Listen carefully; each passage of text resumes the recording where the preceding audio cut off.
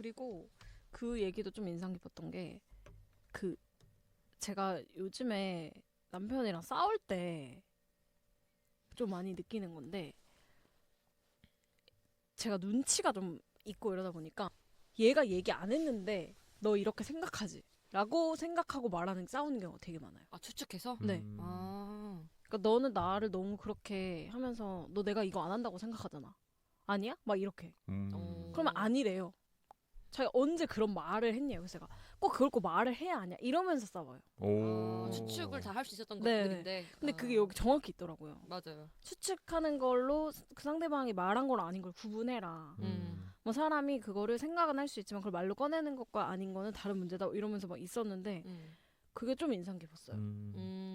근데 맞는 말이고 되게 공감이 갔던 게 이게 진짜 누가 봐도 말하지 않아도 아는 행동들이 있긴 하잖아요. 그쵸. 예를 들어 뭐 배가 고프다고 말 안 해도 꼬르륵거리면 배가 고프다는 걸 알아채는 것처럼. 근데 그 사람이 그거를 느끼고 뭐 다 설명이 된다고 해도 진짜 여기 말처럼 그거를 꺼내고 안 꺼내고는 되게 다른 문제인 것 같은 게 이걸 내가 표현하고 싶다 안 하고 싶다라는 것도 이 사람의 어떤 의지 중 하나잖아요.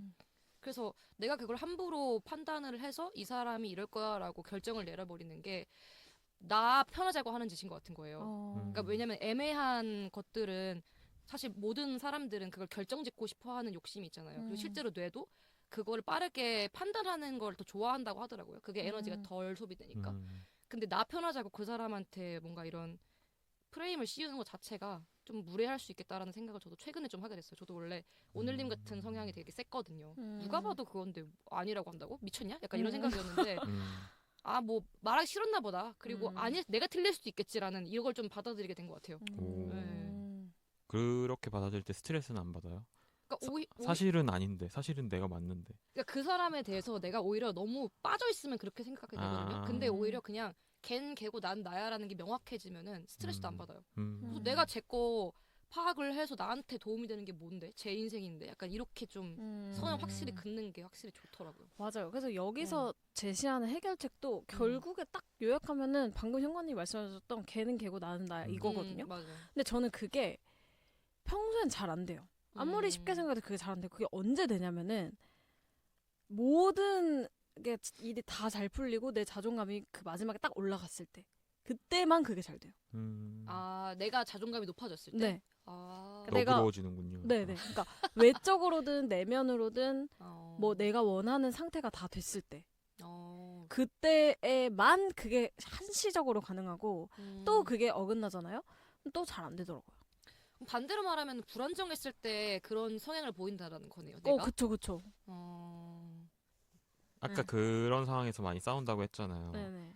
뭔가 A라고 생각하는 것 같은데 말은 안 했지만 내가 그거를 A 맞잖아 라고 해서 이제 맞아요. 싸우게 되는 거잖아요. 그럼 그 사람이 A라고 생각하는 것 같은데 애둘러서 B라고 말해요. 그러면은 그럴 때도 싸워요? 네. 왜냐면 제 남편이 그게 되게 심해요. 약간 충청도식 화법. 그 뭔지 알죠? 되게 알죠. 알지. 저랑 성향이 완전 달라서 저는 오히려 가까운 사람들이랑 있으면 엄청 솔직하게 얘기하고 경상도 학법. 네, 엄청 직설적으로 얘기하거든요. 당황할 수도 있겠네요. 아 근데 저도 완전 현건님이랑 비슷한 스타일이거든요. 그러니까 누가 뭐라고 뭐 생각을 하는 것 같아도 한번 지 생각인데 내가 바꿀 수도 없고 별로 관심이 없어요 일단. 근데 막 애둘러서 막 불만이 있는 것 같기도 하고 뭐 괜찮다고 하는 것 같기도 하고 막 쓸데없는 소리를 하잖아요. 그럼 그때부터 이제 좀 짜증이 나는 거예요. 왜냐면 A, B 확실하게 좀 얘기를 해줬으면 좋겠는데 기어 아니요. 그래서 전 그때는 이제 좀 승질이 나서 말싸움이 되긴 하거든요. 그래서 어쩌라는 거냐고. 아, 확실히 말해라. 네네네네. 약간 오늘님 남편 같은 화법이네요. 그쵸. 네. 근데 그게 되게 그 사람의 착한 성향 때문에 그렇게 나오는 거기도 해요. 맞아. 배려일 수도 배려를 있어요. 표현하기 맞아. 위해서. 네. 그리고 뭔가 속단하지 않고 네. 너는 게으른 사람이야 이렇게 생각을 잘 안 하는 거죠. 그런 식으로는 그렇게 부정적인 거를 빨리 내리진 않는데 전 굉장히 빨리 내리거든요. 판단이 빠르시고. 네, 저에 대해서도 빠른 편이고 상대방에 대해서도 전 좀 그게 빠른 편이고 네 그런 것 같아요. 근데 성향이 안 맞는 거는 진짜 극복하기가 어려운 것 같아요. 어려워요. 네, 너무 오랫동안 그렇게 살아와서. 그렇죠. 네, 맞추면서 살아야 되는데. 그게 여기서 많이 나오는 내용도 부모님 얘기가 많이 나오잖아요. 막 나오기 전에 밥 먹으면서 그거 봤거든요. 그 침착맨이 소영이 키울 때 뭐 싸운 적 있는지 삐진 적 있는지 뭐 이런 거 얘기하는데 결국에 막 거기서 막 이런 얘기 하다가 애를 키울 때 약간 이렇게 하나 떠먹여보고 그 반응을 보고 그 다음에 또 떠먹여보고 반응을 보고 이렇게 키워야 된다는 거예요. 근데 전 그 말이 딱 맞는 말이라고 생각이 들었거든요. 그러니까 똑같은 애 입에다가 그냥 밥이랍시고 다 쑤셔넣는 게 아니라 얘는 이게 맞을 수도 있고 얘는 안 맞을 수도 있으니까 조금씩 계속 먹여보면서 맞춰가야 되는 그리고 그 역량이 되는 만큼의 수의 애를 키워야 된다고 생각해요. 그게 맞아요, 사실. 네. 그건 맞아요. 그게 좀 중요한 네. 포인트인 것 같아요. 그러니까 본인이 정말 에너지가 너무 많고 그만큼의 사랑을 쏟을 자기 자신이 있다 하면 많이 키워도 되는데 그게 좀 어렵다 하면은 한 명만 제대로 키워보자라는 생각으로 나와도 될 것 같고 전 그것도 자신이 없다 하면은 안 키우는 게 맞는 것 같아요. 왜냐면 저도 이쪽에서 좀 왠지 모르게 기분이 좀 안 좋았던 부분이 있었거든요. 그러니까 그것 중에 하나가 이제 부모의 양육에 관한 얘기였는데 뭐 실험 같은 거, 아니 뭐 케이스를 여러 가지 얘기를 하면서 좀 부유한 집안의 아이 그 부모들은 그 아이 예민한 아이라고 해도 잘 키운다는 거예요. 왜냐면은 그 부모 자체가 여유가 있으니까. 근데 자수성가 스타일의 부모면은 아이한테 자기의 성공 기준을 강요하는 측면이 있고 맞아. 또 완전 상태 뭐 가난한 상태의 그런 집안에서 자란 아이는 더 예민함을 이렇게 못 챙긴다.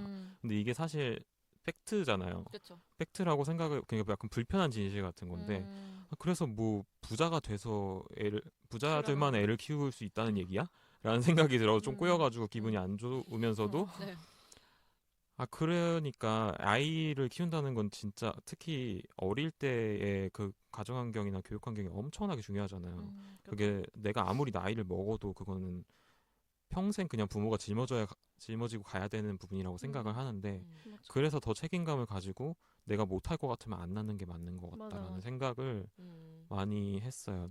여기 부제목 중에 우리는 경계에서 성장한다 이런 얘기가 있고 부모가 명확한 경계를 정해주지 않고 자신들의 경계를 예측할 수 없도록 만드는 경우 예민한 아이는 자신의 경계를 아주 불쾌한 방식으로 배울 수밖에 없다.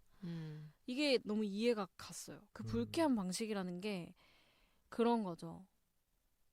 뭐 내가 장난을 쳤는데 난 장난이라고 했는데 상대방이 그걸 너무 짜증나게 받아들여가지고 한 소리를 듣는 상황이라든지 그럼 여기 이건 안 되겠다 이렇게 하고 좀 이제 줄이고 근데 그거를 내가 하나하나 다 맞춰가야 되니까 그런 데서 오는 피로감도 좀 큰 것 같아요.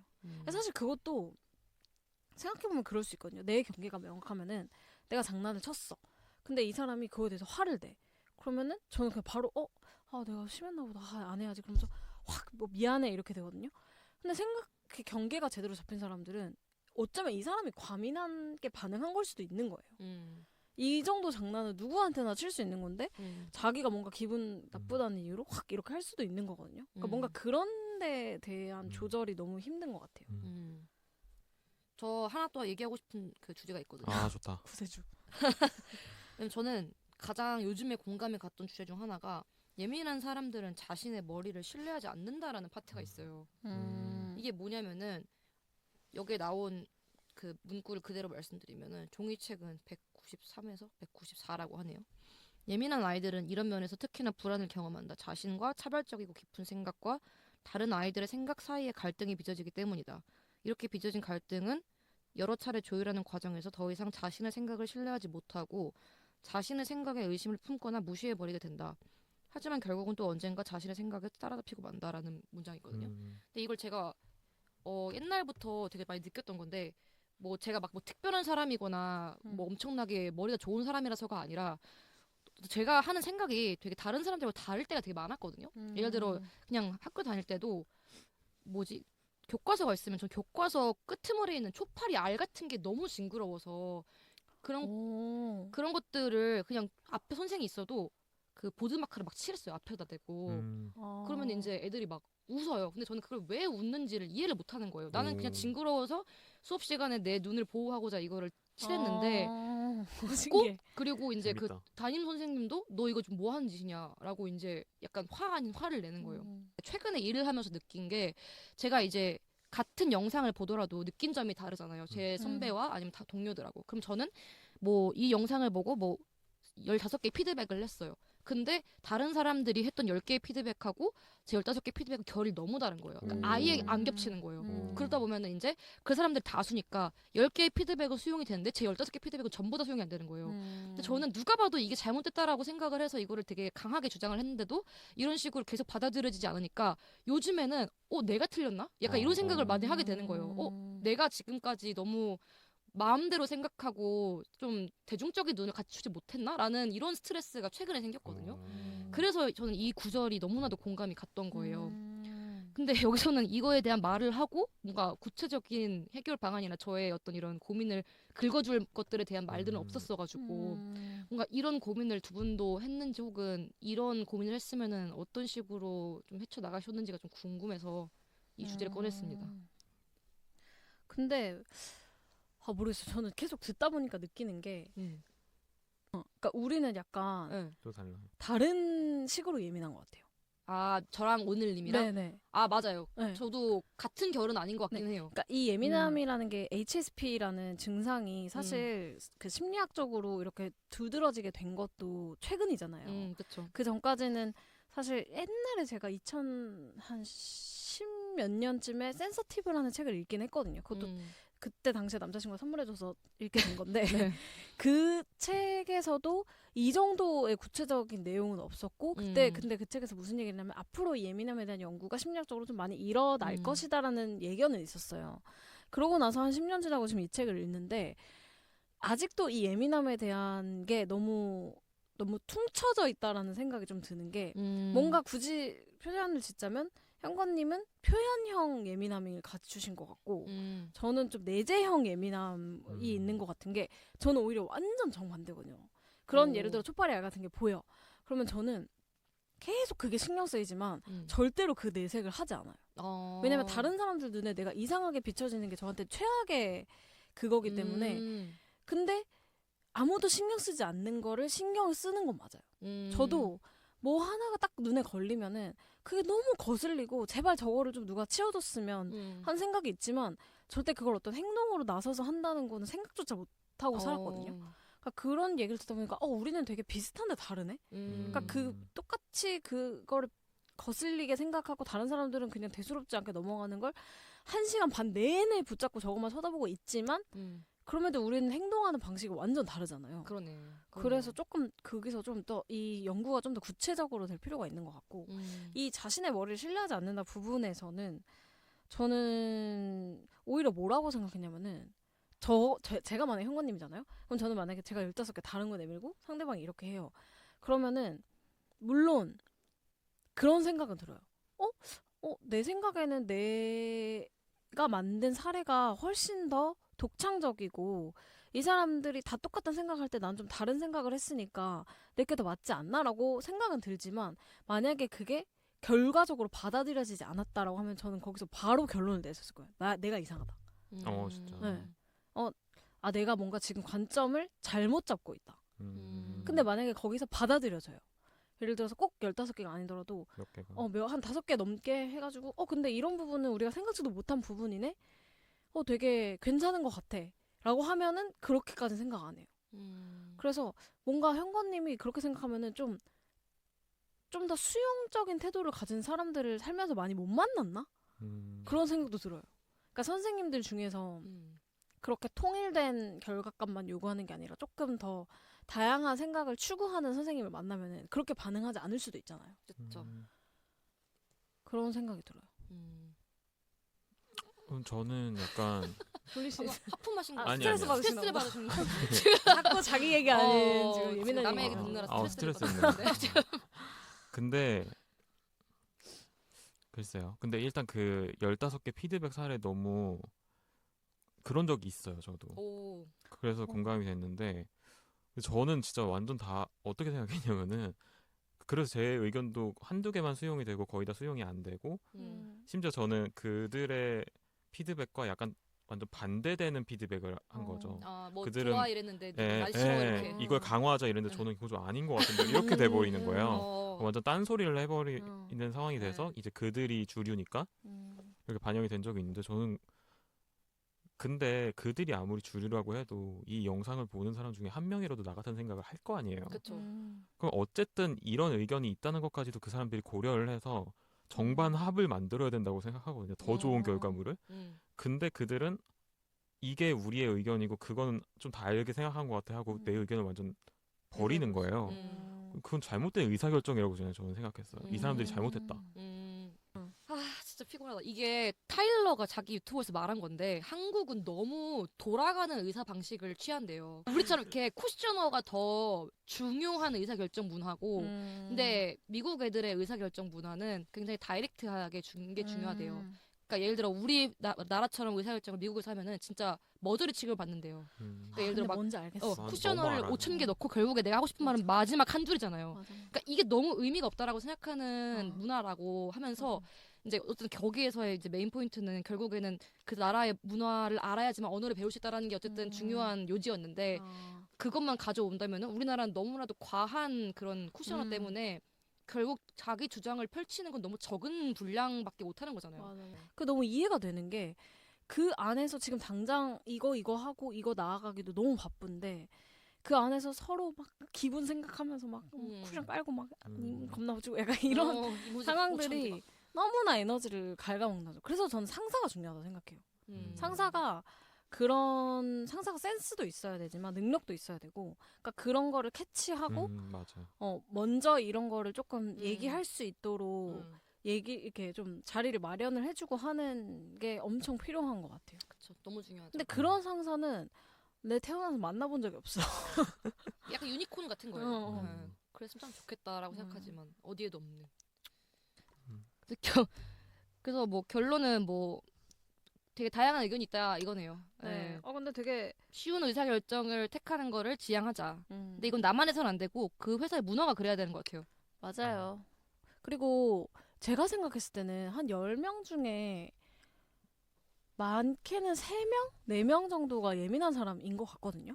그러니까 꽤 많은 것 같아요. 인생을 살면서. 근데 그 예민함이 물론 한 30살 정도 돼서 만난 예민한 사람들은 좀 뒤틀려 있는 사람도 많아요. 그러니까 뒤틀려 있는 사람들은 내가 봤을 때 예민한 사람이었을 확률이 굉장히 높아요. 맞아요. 그 예민함의 씨앗을 잘못 가꾸면은 정말 뒤틀리게 자랄 수 있는 것 같은데 근데 좀 더 하여튼 내가 말하고 싶은 부분은 뭐냐면은 이런 연구가 좀 더 활발해져야 된다는 거죠.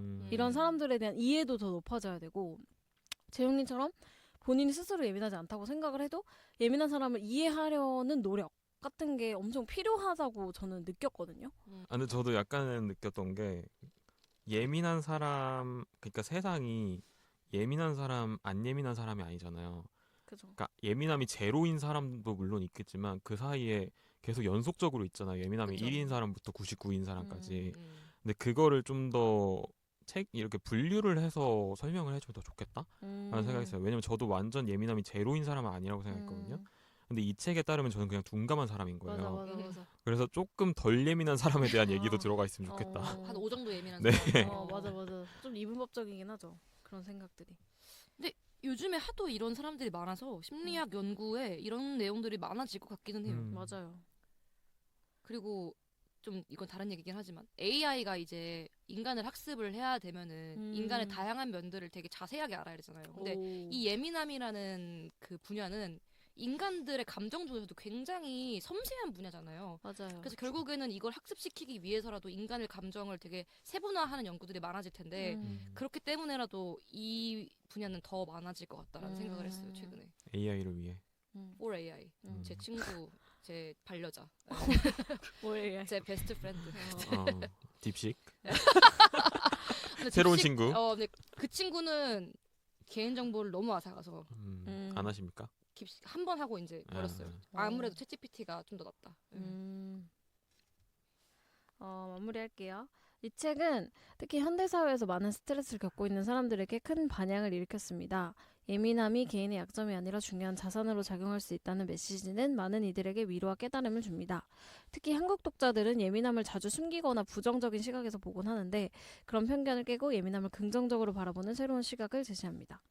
그래서 여기 챗 GPT가 한 줄 평을 해주셨는데 예민함을 무기로 삼고 세상과 자기 자신을 다시 보는 법을 알려준 책. 그래서 이렇게 마무리하고 다음 책이 뭐죠? 네, 제일 유일한 관심이 부동산이거든요. 미치겠다. 근데 이 마포주공 아파트가 거의 우리나라 청약과 이 부동산 정책의 초기 모델이래요.